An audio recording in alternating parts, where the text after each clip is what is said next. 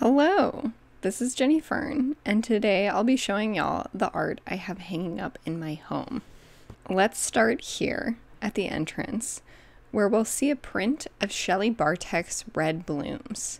This was gifted to me by my mother-in-law back when she was moving and would not be able to hold on to this piece. For about 10 years, it hung in my parents' house above the front door. When they moved, I took it back and moved it to our home here, beside the front door. It's got that sentimental value for my husband and I love the warm tones which tie in well with the rest of the living room.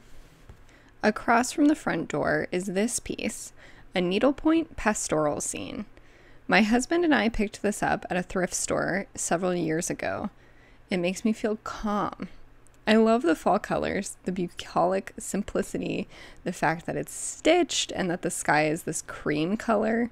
It makes me think about the way the Greeks described the sky as being bronze. This piece also inspired this photograph, which inspired this snippet of writing, which inspired this illustration, and ultimately a short story I wrote called Garden Day. Moving on, we have a pair of prints that I got when I was in college from a dear friend of mine. Her grandmother had passed away, and the grandmother had these prints hanging at her house. My friend very thoughtfully gifted these to me, and I've had them since. They are Jackie Boy and Boobsy Girl by M. Medeiros. They have the warm color theme, which is a lot to do with their age. But Boobsy Girl particularly has this blue and pink theme that we have elsewhere in the living room. I also have mirrors to the actual content of the paintings with some bookmarks from my mom and these Precious Moments figurines from my grandmother. Centered below them is this painting I did as a young, sick child. When I was quite young, I had cancer. And I told my mom that this was a painting of my guardian angels. So clearly this is a sentimental piece and one I had hanging in my childhood bedroom for all of my memory. Above the doorway here is a little orange clock that I got maybe 15 years ago at a thrift store. It was back when I was in high school, I think. It doesn't really work, but I love the way that it looks, and I've used it as a prop before in some book photos. Now to this wall. This wall needs some TLC, and the defunct radiator needs to be removed, but until we have those issues addressed, we can have some art here. There's this big white cat that was a purchase from my husband maybe 3 or 4 years ago. He got really into velvet paintings. He bought a few of them on eBay, and this is one of them. I love cats, but the reason I love this cat is because of how sad it looks. I just like, it has this uneasy vibe that I dig. Up here, we see 2 cards framed together that my husband and I bought at a thrift store a few years ago.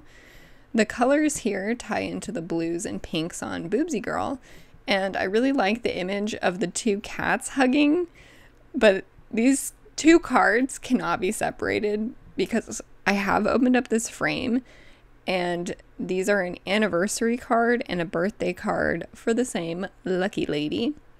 I like the sentimentality, and these 2 cats make me feel warm and happy.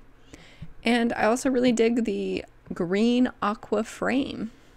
On the other side of the fireplace, we tie into that greenish tone and more of the pink tones with these pigs. These pigs bring me so much joy. This scene is chaotic and kind of scary, but then you'll catch an awkward or smiley pig, and it's just joy-bringing. We picked this up at an antique store maybe 5 years ago. We paid like $70 for it, which was a lot of money for us at the time, especially considering there's green tape up here, but we both love this piece. Above the door frame to the kitchen, there's this mask that I know nothing about. We got it a couple years ago at a yard sale for maybe like $20. Right now, it's covering up all the guts of our non-functional doorbell, and it's a nice way to greet you into the kitchen. To the right is our beloved Acorn Boy, which we picked up at an antique store about 5 years ago. It doesn't really fit in its frame and was clearly made by a child, and it's definitely haunted. I especially love its crayon-drawn eyes, and I just cannot not be happy looking at this. Then we slide down to this lovely stained glass. We have a few stained glass pieces because my mother-in-law collected them, and I guess we inherited them when she died. They definitely have some sentimental importance to my husband. This one was selected to go here by my husband to match the art on this wall and this plant I have over in the corner. And lastly, we have one honorable mention. This used to go where the stained glass is now, but my cat kept knocking it off and broke the back strap. It is a map of Lake County, which is pretty much an ugly stepchild area of Northern California, but it has amazing history, geology, and the oldest lake in North America. I highly recommend this video about the history of the area. It is truly a fascinating place, and I hope it has a renaissance. Till then, it's full of meth and environmental problems. What I really like about this map is that it is for things to do, and a bunch of places just say pears. So, we've made it through the living room, and I think this is long enough for today. Catch me next time for the art hanging in the kitchen, hallway, our bathroom, and our bedroom. This year, I'm trying out something new where I share a song that I'm really digging at the end of each video. This week's song is Mafachi Lay by Al Masareen.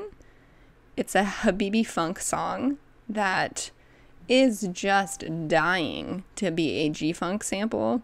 I cannot stop listening to it. That is all for this week. I hope if you enjoyed it, you would please subscribe if you'd like to see more. Thank you. Have a great day.